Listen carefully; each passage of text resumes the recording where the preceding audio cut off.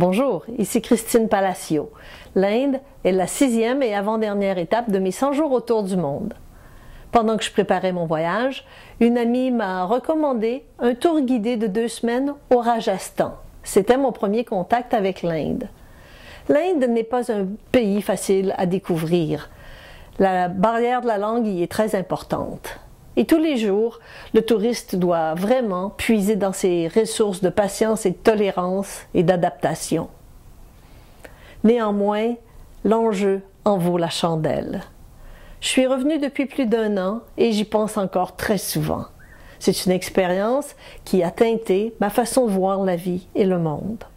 J'espère que les 2 films suivants rappelleront de bons souvenirs à mes compagnons de voyage, vous donneront à tous l'envie d'aller visiter ce pays et à certains d'entre vous, comme à moi-même, le goût d'y retourner.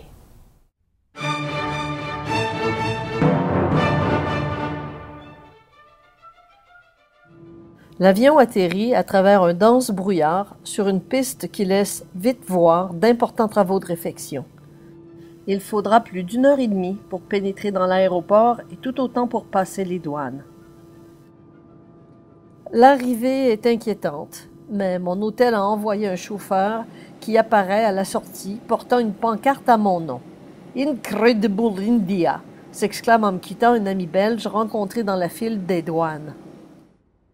Tout Delhi est bouchonné par l'heure de pointe, qui est d'ailleurs permanente, avec les travaux de métro réalisés en vue des Jeux du Commonwealth de 2010.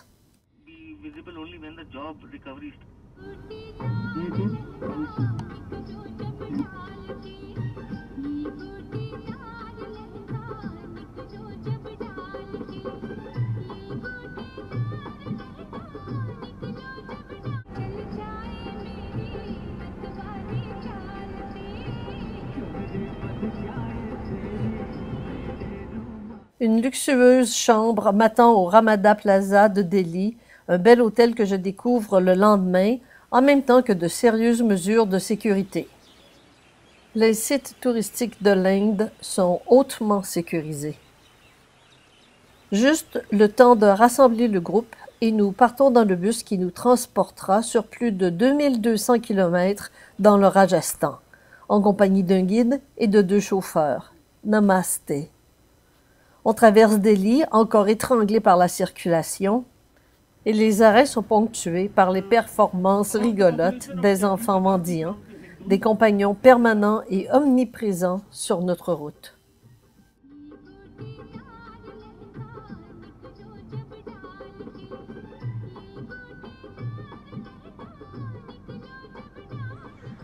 La première visite est pour le cénotaphe du Mahatma Gandhi, qui se trouve sur le lieu même de son incinération en janvier 1948.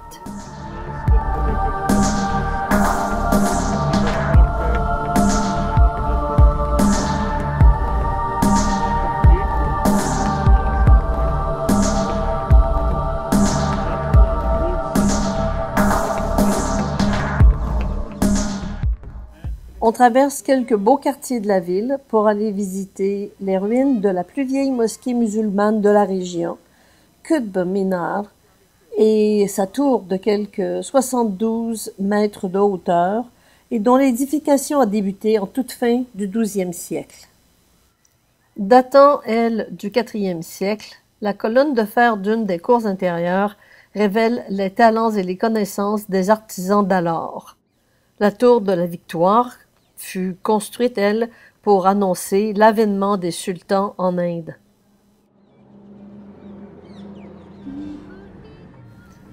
La trop courte visite de quelques sites de Delhi se termine au Temple du Lotus, terminé en 1986, haut lieu de piété du bahaïsme indien, dédié à l'unité de l'humanité.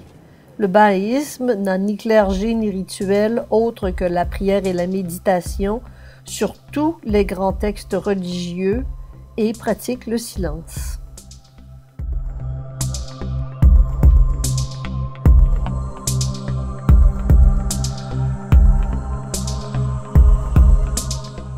Cette pratique religieuse compte plus de 7 millions d'adeptes de par le monde, la moitié étant en Inde.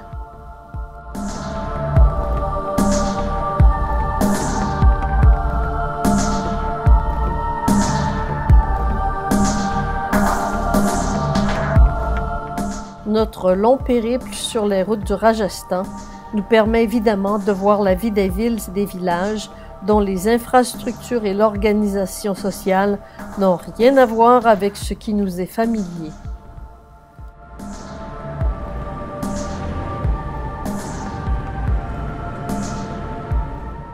À la pause santé, Arjun nous aide à négocier les prix et nous reprenons la route vers le fort rouge d'Agra.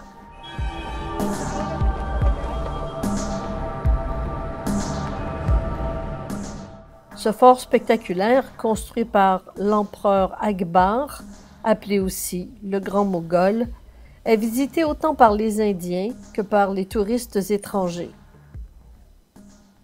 Le Diwan-i-Am est la salle des audiences publiques du Grand Moghol, un décor souvent utilisé par le cinéma indien. Ses jardins intérieurs, ses aménagements de marbre blanc incrustés aux motifs raffinés sont impressionnants. Le fort rouge a bien résisté à l'outrage des siècles.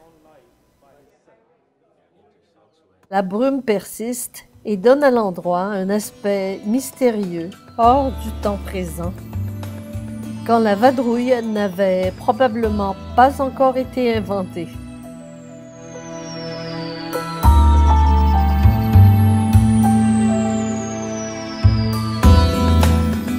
Et c'est le moment idéal de faire une photo de famille. Comme le Taj Mahal, le Fort Rouge est construit sur les berges de la rivière Yamuna, d'où on peut voir le Taj lorsqu'il n'y a pas de brume. Mais il est loin le temps des Maharajas et des empereurs. En Inde, l'indépendance obtenue des Anglais en 1947 ne porte malheureusement ses fruits que pour moins de 10% de la population, dont 70% ou plus vit toujours sous le seuil de la pauvreté.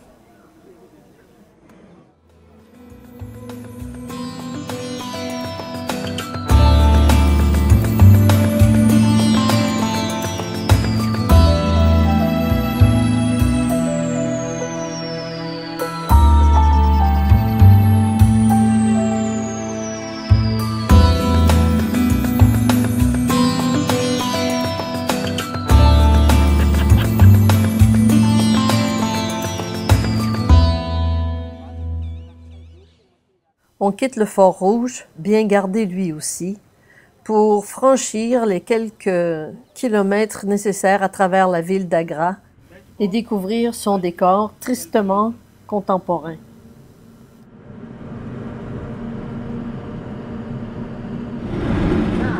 Le dôme de marbre blanc apparaît au-dessus de l'entrée en grès rouge et on veut bien croire à l'amour de Shah Jahan pour Mumtaz Mahal, ainsi qu'à son génie d'ingénieur et d'architecte.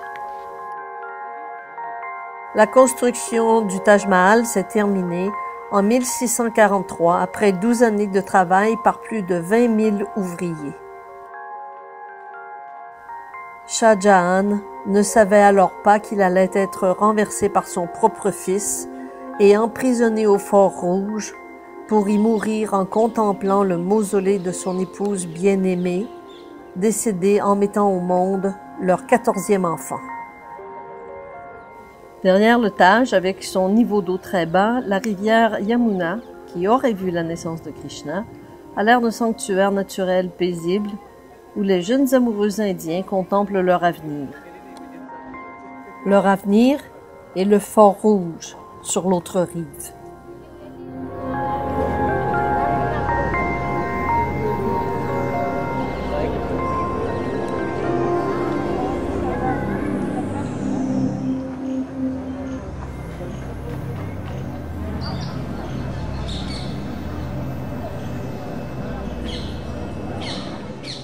Mais c'est en mémoire de Lady Di que tous veulent s'asseoir un moment sur ce petit banc. À l'heure du midi, au restaurant, deux jeunes musiciens enthousiastes nous donnent un échantillon de la musique locale.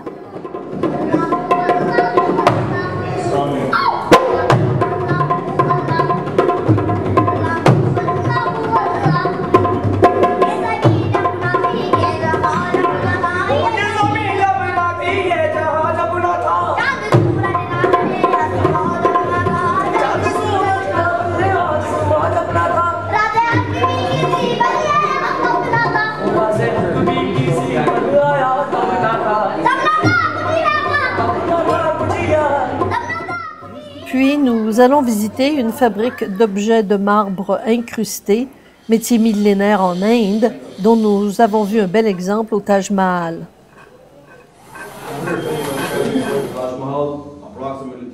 En fin de journée, le merveilleux Jaipur Palace nous apparaît comme une oasis de bien-être avec son air climatisé.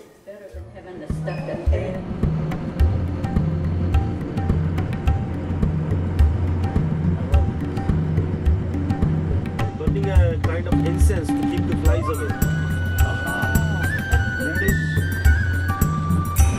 And dress materials, crockery, cutlery, and many more things, even blankets. Le lendemain, en route vers Jaipur, nous nous arrêtons dans l'ancienne forteresse de Fatehpur Sikri pour visiter la cité fortifiée érigée au XVIe siècle par l'empereur moghol Akbar. Capitale pendant quelques 15 ans, elle devint ville fantôme et ne fut habitée que pour une brève période par son fils, le fils d'Akbar, lors d'une épidémie de peste au début du XVIIe siècle. Ces édifices sont parmi les mieux préservés de cette époque.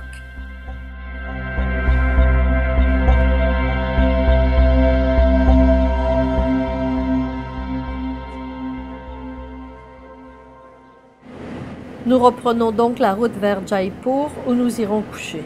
Et nous nous arrêtons pour faire quelques images d'une ferme typique où les hommes plus âgés fument en bordure de la route. Notre guide explique que c'est une ferme assez riche puisqu'ils ont plusieurs animaux.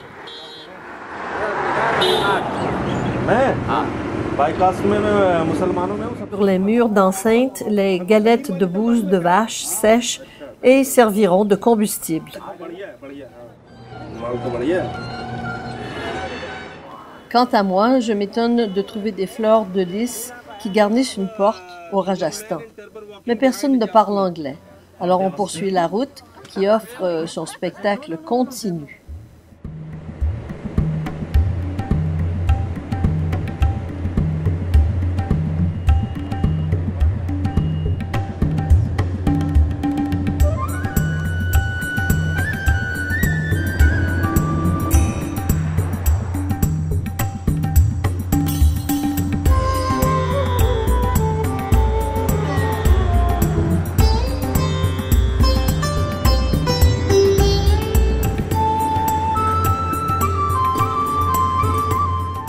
Après le monument du dieu singe de l'entrée de la ville, nous avons la chance de voir les sages grands-mères en réunion. C'est un groupe à qui on vient souvent demander conseil et qui apparemment influence l'administration de la région. Et finalement, un bon hôtel où aller se reposer. La cité rose de Jaipur et son célèbre palais des vents sont des incontournables. Mais les photos cachent souvent certaines vérités, comme le fait qu'ils soient désaffectés, que son rez-de-chaussée soit transformé en petites boutiques de toutes sortes. Cette façade d'alvéoles garnie de claustras permettait aux dames du palais de contempler le spectacle de la rue sans être vues.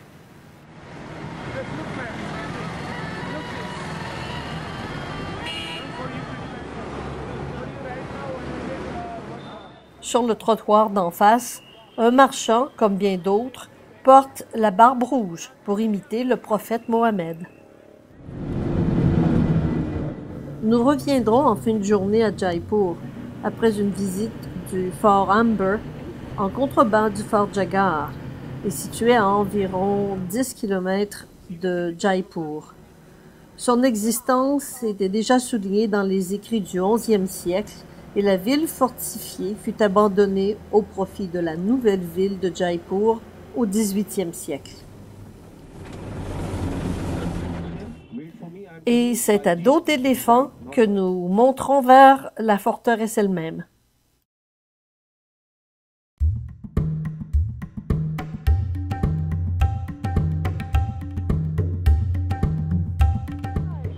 Pour finir la journée, notre guide croit qu'une visite en rickshaw de la ville rose nous offrira une aventure inoubliable.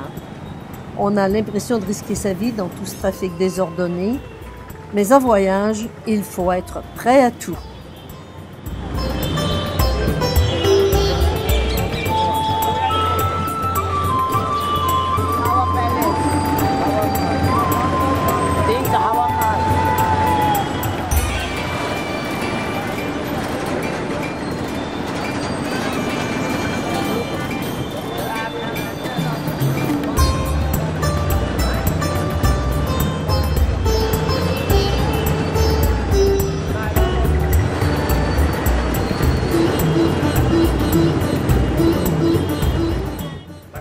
Jaipur est également un grand centre de production artisanale où l'on fabrique entre autres de très beaux tapis indiens, des tissus imprimés avec des blocs et les démonstrations sont intéressantes.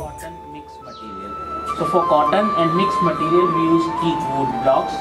Teak wood is hard wood, it's very difficult, both and final.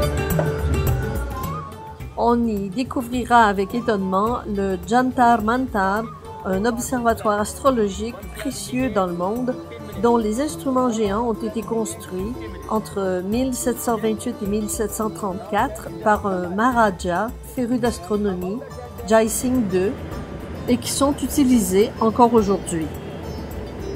En route vers l'hôtel, cette scène me rappelle Venise et le soir, le Chowki Dani nous offrira un très bon repas et un spectacle de danse traditionnelle. Ne manquez pas la deuxième partie puisque nous nous retrouverons sur la route vers Pushkar. Au revoir.